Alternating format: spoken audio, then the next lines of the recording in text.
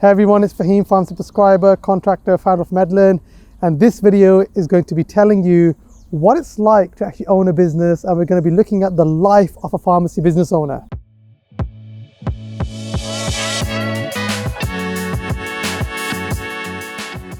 So it's going to be something really special, and as always, to make sure that you don't miss out on anything, subscribe, like and share the channel, and let's together build a better world and let's make a difference. So if you're thinking about setting up a pharmacy business or any business, it's important for you to know what it's like in the shoes of a business owner. And what I'm saying here is going to vary. So it's not for everyone.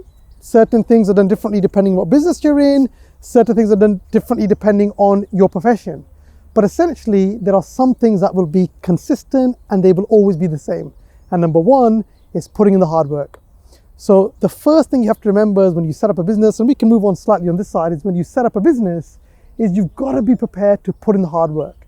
And let's talk about a pharmacy business. When I set my pharmacy business up with the help of my parents and family and the will of God, we had opened up our first business that starts at 8 o'clock in the morning and finishes at 11 o'clock at night. So you can imagine 15 hours a day, you are absolutely non-stop working, in hope that something will come off at the end of it. And the other thing to remember is that there is no guarantee. There's no guarantees in life, there's no guarantees in anything, and the same thing in business. And what we can do, we can start to walk towards the pharmacy, and I can tell you what it's like in my shoes. So my day typically will start at around 4 o'clock in the morning.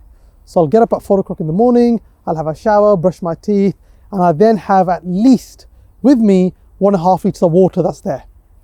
And that time in the morning is when I start off and I pray to God, I thank God, and I reflect on everything that I'm doing. I then do some affirmations. So I'll tell myself I'm capable, I'll tell myself I have to help others, I'll tell myself that you have to do it, never give up, be brave. So always reinforcing positive messages, because it's not easy with everything that you have to manage as a pharmacy business owner or any business owner. After that, what I'll do is I'll study. So it's very important to always educate yourself and always keep learning, because when you stop learning, that's when you'll become static. So I'll spend around 1.5 hours to 2 hours studying, whether that's medicine or learning about entrepreneurship or self-development, anything like this. So typically we're then gone to 6 o'clock. And at 6 o'clock, it's gym. And the reason I go gym is because one of my good friends and colleagues and brother Farouk has always said to me, if you don't look after your vehicle that's going to be taking you from A to Z, you're never going to be able to achieve your dreams. So then I go to gym. I make sure that I'm, doing the right exercises, looking after myself, and always looking to push myself, always looking to grow. That's the key thing, whether it's exercise, whether it's your business, always looking to better yourself. Then again, this is all happening on an empty stomach, by the way. And I'm not advocating you do anything on an empty stomach, but that's something that works for me. Then I'm home for about 7 o'clock. And at 7 o'clock, I'll start to focus on business matters. So I'll be looking through emails to see what's actually has to be done. I'll be planning my day. So I'll look at some emails. I'll make sure that if there's anything that has to be done urgently, it's done urgently. After I've done the emails, that can typically take about an hour. I then have some breakfast. And that might involve 2 eggs, some orange juice, some fruit, something healthy. And then you go and crack on with the business itself. And the key thing to remember is when you're running your business is you have to have some sort of plan in place, some sort of strategy in place, but something to also to motivate your team. That's really important, that you have to always motivate and inspire your team. And again, I'll do that in the morning. I'll make sure that my team is prepared, that we're all aligned on the same goals, on the same vision. Again, very important to make sure that everybody moves in one direction. Think of it like a game of chess. You've got the king, you've got the bishop, you have the queen, you have the horse. Everybody on that chessboard, if everybody works and does their function, things can move in the right direction. So that's what I'll do. I'll make sure that the team has an idea and knows exactly what needs to be done. One of the things that I have learned in business is you need to have a team around you, a good team, and you can't do everything yourself. So the key things about whether it's a pharmacy business or any business is trusting in your team and developing a team that can work autonomously and is in line with your vision. Previously, when I set up the business, it was all about me. I was the pharmacist, I was the accountant, I was the bookkeeper, I was the entrepreneur, I was the dispenser, and it was all about me, me, me, me, me. Because anybody that you take on, it is difficult because you have to train them. And at that time, the easy solution was, we're just waiting for a car to go past, the easy solution was to just invest in yourself and do everything yourself. I soon realized that you can't do everything alone. It can't be done alone. So one of the things that I'd advise you is you have to invest in a team. And it doesn't have to be a huge team. I remember one of my colleagues said to me that the business, if it's making money and it's turning a profit, whether you have 1 staff member or 2 staff members, doesn't matter. It's not about having a huge business. For example, when we talk about, let's say, Oxford University, there's only 1 branch. They don't have 10 branches. You don't expect them to have 10 branches. There seems to be that with business, as long as you have more is better. It's not always the case. When you have more, you also have more stress, and there's a lot to deal with. And coming on to stress, one of the things that you have to learn to do is you have to be patient. And it's easier said than done. And I've been through a lot in my life, from my divorce all the way to losing my grandma, some personal issues, to going practically bankrupt. And only recently, we were in a situation where everything was just about to go shut, everything about to finish. The banks had said, right, Faheem, we can no longer support you. This is what's happening, and you need to refinance and you need to do things differently. Otherwise, we're going to have a problem. So how do you deal with that stress? And the key thing is patience and knowledge. You have to know what to do. You have to have the right people, the right connections to get you out of a bit of a hole that you have.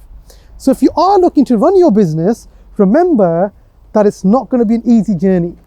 And when I say the word journey, that means there's certain things where you're going to move backwards, certain things are going to be moving forwards, but ultimately the plan is to always move forward. So this is all happening in the morning. I've had a conversation with my team around 9 o'clock. Afterwards, what ends up happening is, once they've all been primed, I start to focus on things that I have to do.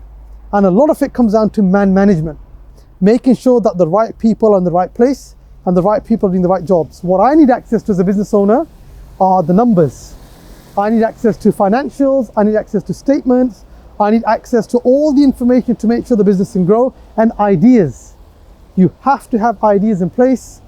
You choose a couple and then you make those ideas happen. So again, throughout the day, what am I doing? I'm just focusing on growing this business. I'm focusing on coming up with ideas. And when we're talking about growing this business, you have to, I would say, have a plan in place and then implement that plan.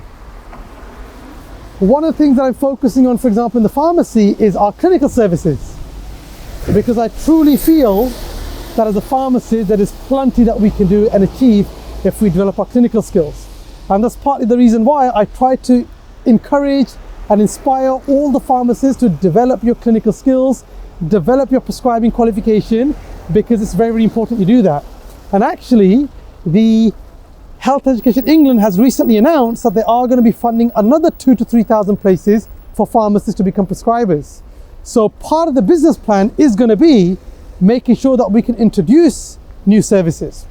So if you're looking for ideas about a pharmacy business, develop your clinical skills, set up your pharmacy business in a way that's prepared for the future.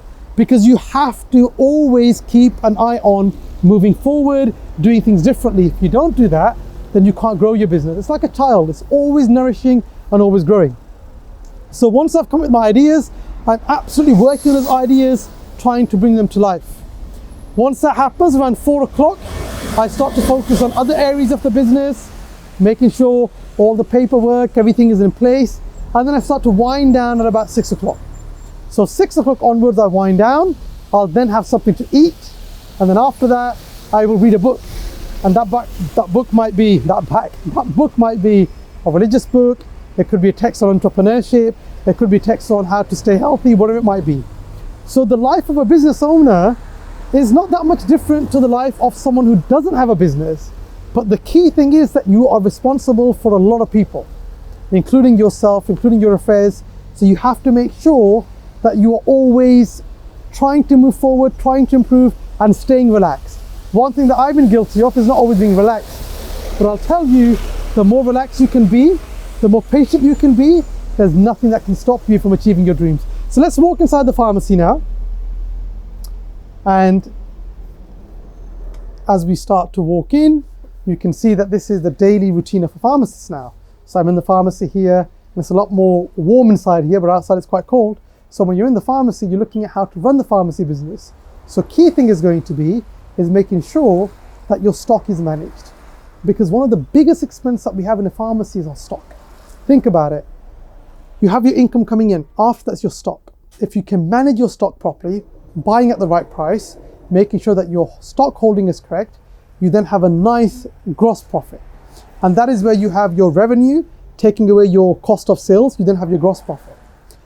After that, you have to look at your daily expenses to manage your business. That could be staffing, administration, it could be legal expenses, it could be pretty much anything else other than stock that you have to pay for.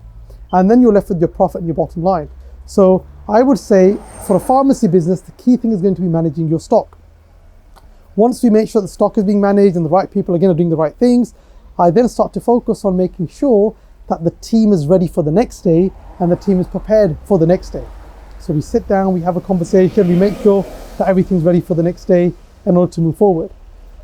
Comparing a pharmacy business to any other business, and I can give an example with my teaching organization, I think one of the differences is a shop. And any shopkeeping business requires that extra amount of attention because you have a shop. So I would say, looking after a shop can be a bit more stressful than an online business. For example, Medlearn, which is our teaching organization, is totally different. It's a totally different business, a totally different requirements, but the principles are the same. Plenty of hard work, plenty of ideas, being prepared to fail, and always looking to grow. Farouk, we can make our way inside and have a look at the pharmacy itself. And we can then come up with some ideas to see what we can actually tell some of our viewers in terms of what to focus on. So again, this is the pharmacy itself. So you can see that we have the stock here, which is important. You have your team that are making sure that they're moving in the right direction. Again, very, very important to make sure that's happening. But I would say running your business, as I've mentioned throughout this video, it is stressful. It's a lot to do. And these hairs are white not because of age, but probably because of stress. And my colleague is actually making faces. I don't know why she's making faces, but she's smiling and she's making faces. Zushama, do you enjoy what you do? Are you happy? Yes, I'm very happy. There you go. So she's very, very happy. That's always good. So you can see that the team is happy. You have to keep them motivated. Very, very important. But ultimately, any business requires 3 fundamental things. Number 1, an idea that you're prepared to work for and you are prepared to be driven for.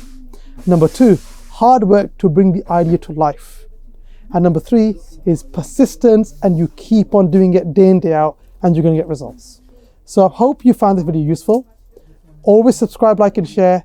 Together, let's build a better world and let's make a difference. Thank you for watching.